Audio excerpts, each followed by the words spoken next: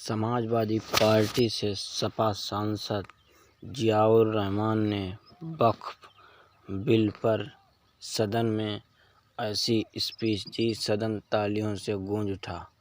इस वीडियो को पूरा अंत तक जरूर देखें। जियाउर रहमान। बिस्मिल्लाहिर्रहमानिर्रहीम। माननीय अध्यक्ष जी, आपका बहुत बहुत शुक्रिया कि आपने मुझे इस महत्वपूर्ण बिल पर बोलने का मौका दिया और मुझे उम्मीद है कि आपका संरक्षण मुझे मिलेगा कि मैं अपनी बात को मुकम्मल कर सकूं। मैं अपनी बात इस शेर के साथ शुरू करना चाहता हूं कि बुलंदी देर तक किस शख्स के हिस्से में रहती है, बुलंदी देर तक किस शख्स के हिस्से में रहती है, बहुत ऊंची इमारत हर घड़ी खतरे में रहती है। माननीय अध्यक्ष जी, आज मैं इस सदन में वक्फ तरमीमी बिल 2025 के खिलाफ अपनी बात रखना चाहता हूं। वक्फ अमेंडमेंट बिल 2025 के जरिए सरकार वक्फ ट्रिब्यूनल के अधिकार को कम कर रही है। वक्फ बोर्ड के अधिकार में भी काफी कम किए जा रहे हैं। वो इसलिए कि ताकि वक्फ बोर्ड की संपत्ति को आसानी से सरकार अपने कंट्रोल में कर सके, जिसको कि हम बर्दाश्त नहीं करेंगे। माननीय अध्यक्ष जी, मैं आपके माध्यम से कहना चाहता हूं कि मैं और हमारे नेता माननीय राष्ट्रीय अध्यक्ष अखिलेश यादव जी सिर्फ इस बिल का इसलिए विरोध नहीं कर रहे कि इसको एनडीए सरकार लेकर के आई है। हम इस बिल को विरोध इस वजह से कर रहे हैं क्योंकि ये हमारे मुस्लिम समाज को तोड़ने का काम है, हमारे मुस्लिम समाज को कमजोर करने का काम है और इस देश के अंदर विकास में रोधा उत्पन्न करने का काम है। माननीय अल्पसंख्यक मंत्री जी कह रहे थे कि विपक्ष गुमराह कर रहा है, बल्कि हकीकत यह है विपक्ष गुमराह नहीं कर रहा इस बिल के ऊपर, बल्कि आप लोग गुमराह कर रहे हैं। आप लोग गुमराह कर रहे हैं इस सदन को, आप लोग गुमराह कर रहे हैं इस समाज को, इस देश को। आपकी सरकार का नारा था का सबका साथ सबका विकास। मैं पूछना चाहता हूं, यह आपका नारा खोखला है। मुस्लिम समाज को टारगेट करके नुकसान पहुंचाने की आपकी मंशा साफ हो गई है। माननीय गृह मंत्री जी श्री अमित शाह साहब भी यहाँ बैठे हुए हैं। मैं कहना चाहता हूं कि माननीय अल्पसंख्यक मंत्री जी कह रहे थे कि जब वो चुनाव में गए थे तो उनसे कहा गया कि वक्फ बिल को लेकर के आया जाए, इसलिए लाए हैं। तो चुनाव के समय तो उनसे ये भी कहा गया था कि 2 करोड़ रोजगार दिया जाए, महंगाई कम की जाए, भ्रष्टाचार कम किया जाए।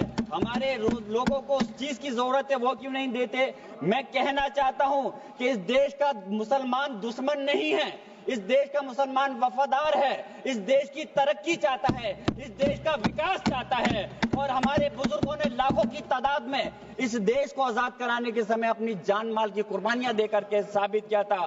देश का जब बंटवारा किया था माननीय अध्यक्ष जी, तो उस वक्त अगर जो मुसलमानों को प्यार था पाकिस्तान से वो चले गए, जिनको इस हिंदुस्तान से प्यार था, वफा थी, वो आज इस हिंदुस्तान के अंदर है।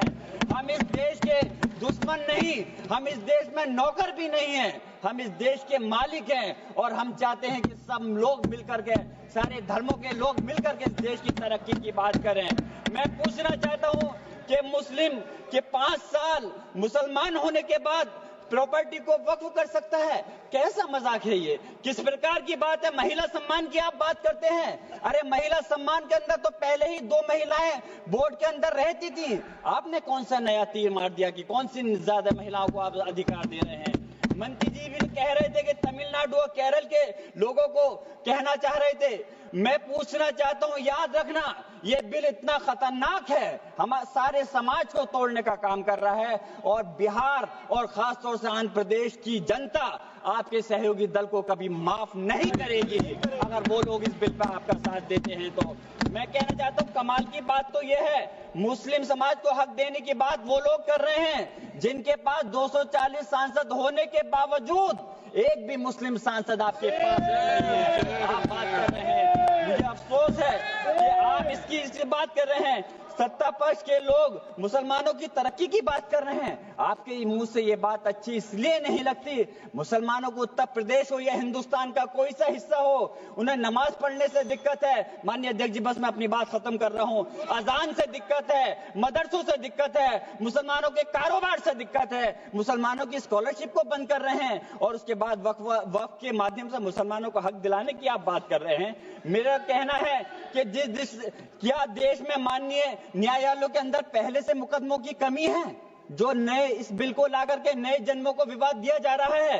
आप वैसे तो संवैधानिक प्रक्रिया पर यकीन रखते हैं, आप कहते हैं कि संवैधानिक प्रक्रिया के तहत ही हर बूथ में चुनना चाहिए, तो मैं वक्फ बोर्ड के अंदर क्यों आप नॉमिनेट करके सदस्यों और अध्यक्ष को नॉमिनेट करके सरकार के कंट्रोल में करना चाहते हो? मैं अपनी बात खत्म करते हुए मैं सरकार से कहना चाहता हूं आपके माध्यम से माननीय अध्यक्ष जी कि इस बिल को वापस लेना चाहिए। इस बात की वाजिब चिंता है कि यह विधेयक नौकरशाही की ज्यादती को बढ़ावा दे सकता है, जिससे मुस्लिम कम्युनिटी में विश्वास कम हो सकता है। संस्कृति और मजहबी विरासत की हिफाजत कभी भी प्रभावित नहीं होनी चाहिए। मैं आप अलग से मुस्लिम संस्था के आखिरी बात माननीय अध्यक्ष जी, आखिरी बात मैं कंक्लूड कर रहा हूं, मैं पूछना चाह रहा हूं कि दूसरे समुदाय के लोगों को वक्फ बोर्ड के अंदर रखने का क्या मतलब बनता है? क्या आप दूसरे मजहबी संस्थाओं के अंदर मुस्लिम समाज को भी रखने का काम करेंगे? तो इसलिए इस प्रकार का भेदभाव, नफरत की दीवार खड़ी मत करिए। इस देश की तरक्की के लिए सब लोगों को मिलकर के साथ चलना पड़ेगा। मैं अपनी बात इस शेर के साथ खत्म कर रहा हूं माननीय अध्यक्ष जी कि ये इंसान के बनाए हुए काले कानून, ऐसे कानून से नफरत है, अदावत है मुझे, इनसे हर सांस में तहरीक बगावत है मुझे। बहुत बहुत शुक्रिया माननीय। वीडियो अच्छा लगा हो तो चैनल को लाइक करें, सब्सक्राइब करें और कमेंट बॉक्स में कमेंट लिखकर ज़रूर बताएं। धन्यवाद।